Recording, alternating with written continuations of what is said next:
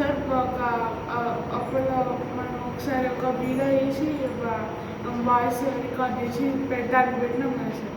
అట్లా చేద్దాం బాగుంటుంది. షార్ట్ ఫిల్మ్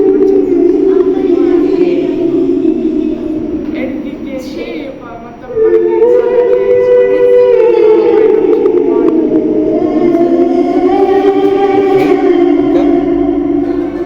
వాయిస్ సాంగ్ పెట్టాం. ఇంకా హారర్ స్టోరీ హారర్ సాంగ్స్ కార్లో వెళ్తున్నప్పుడు దయ్యాలు రావడం అలా మరి చెప్పింది దయ్యం. అట్లా బాగుంటుంది.